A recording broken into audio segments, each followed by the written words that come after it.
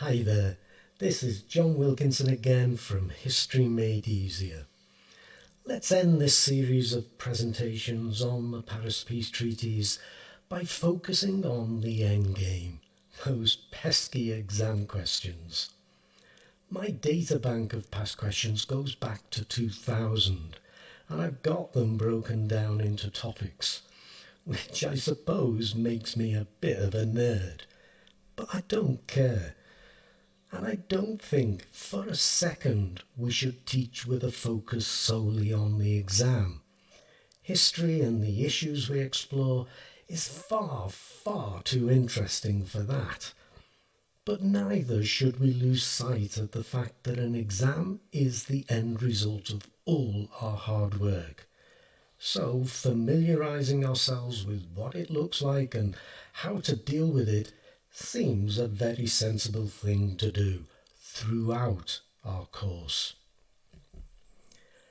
To start us off, there are often key terms that you need to understand to properly understand a topic. And this slide gives you the key terms for the Paris Peace Treaties topic.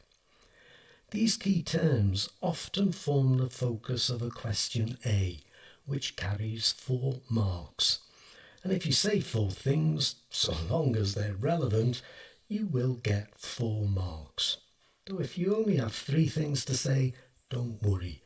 If you expand on one of your points, you can still secure full marks. I've gone back to a past exam question that actually calls on 2 terms. So 2 points on each will give you full marks. And as you can see on these 2 slides, this one and the next one that is, you have more points to make than you will need. And at this point, I would pause my presentation and read the points I've got. So first, the War Guild points.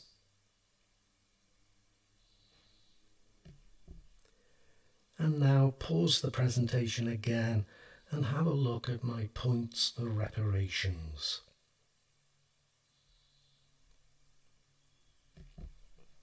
Now, on my answer, I've gone over the top and written more than I need to for full marks.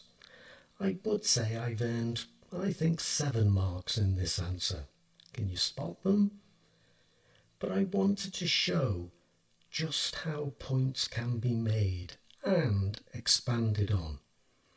However, no matter how many marks I have earned, I'll still only get 4. So in your exam, be disciplined with these questions. Don't write too much. And by the way, although bullet point answers are acceptable, I would advise that you use proper sentences. As I put on the key term slide earlier, I would also prepare 1-sentence explanations of these key terms to tuck into an answer on a bigger matter. It demonstrates understanding and can add to your overall mark for a question B or question C response. I give you an example on this slide. The rest is up to you. Next, an example of a question B. Now this is always an explain question, and nearly always it begins with why. Why does mean explain. A teacher might ask you to explain why you didn't do your homework. Sorry about that. Now, an important point to make here is that there is no one way to answer a question. There are many directions you can take. The thing I can't impress enough is that the more you show you think about history, the more likely you will get that A star. And this won't just come to you in the exam hall. You need to think about your history throughout your course. But don't worry, it won't hurt. In fact, it should make history much more interesting for you. Having got that off my chest, Let's take a look at my approach to this first question B I've chosen. What's on this slide is not an essay plan. They're not really needed, but it does reflect my thinking. Now you might be thinking about what do I mean by geography? Well, you'll see what I'm getting at in my answer to the next question. And that leads me to another point. Very similar material can be used to answer what on first reading may seem like very different questions. You'll see a lot of my thinking on this slide in my answer to the next question. And here's a full answer to the second question B I've chosen. And at this point, again, I would pause the presentation and read my first paragraph yourself.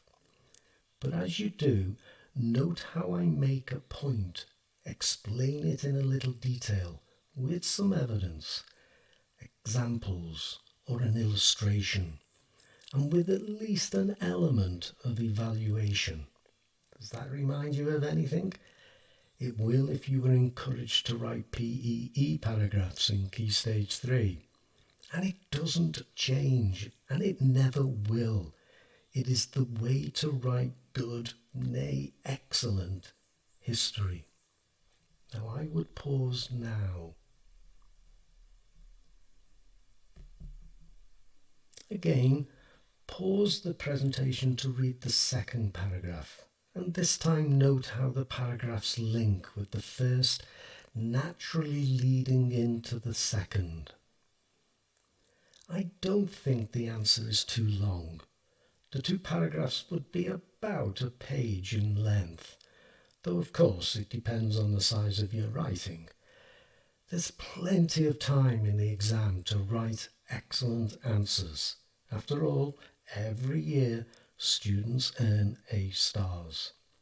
What eats into the time allocation is your thinking time. Well, that's down to your revision. If you know your history, time will not be a problem. In truth, you'll probably write longer answers than this. So I would pause again now.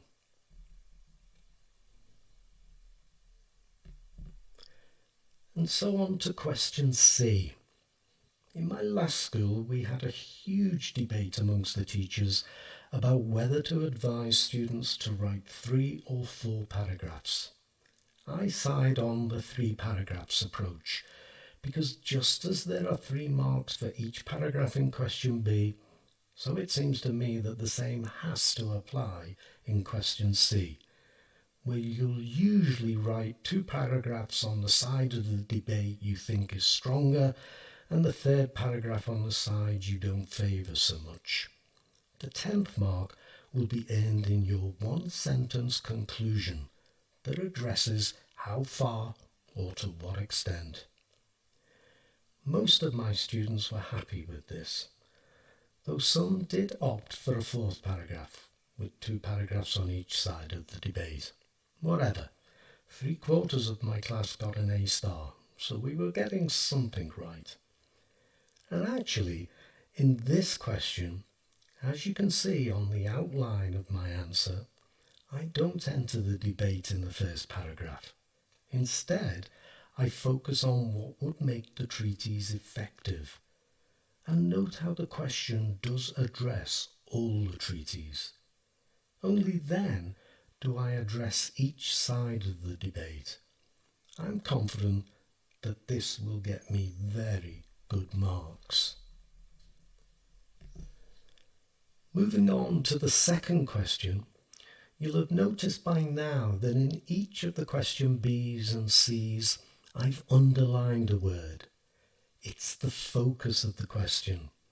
And by underlining it, circling it or highlighting it, it helps me focus my answer. And you'll see in both question C's, I even start by addressing my understanding of that focus. In this second question, I would just use it to lead me into the debates. This shows I understand the question and the reason behind it, because I understand the debates in history. Be confident in the exam hall and trust your understanding of history and its debates. I know that's easy for me to say, but it will pay off. And as I've said before, let me repeat because it's so important for your confidence. There is no single way to answer these questions, and there is no perfect answer either. Finally, note that I don't directly answer the question either, but I still think I earn that last mark as I do address the question by challenging the assumption that there is a definitive answer. So, apart from the different approaches to these questions, what I think you should take out of this presentation is that knowing and understanding history is critical for that A star. This will come from thinking about history throughout your course and by a strong revision program. Keep looking back at past exam questions. It will get you thinking about history and about the exam. However, you will still have to read your questions carefully and make sure you focus on what the question is focused on. Though there is no one way to answer a question, whilst the same material can be used for different questions.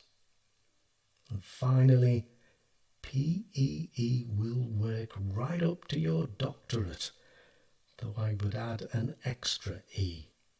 Point, explain, evidence or examples, and evaluate. So I hope that was useful for you. As always, I thank you for listening. Cheers.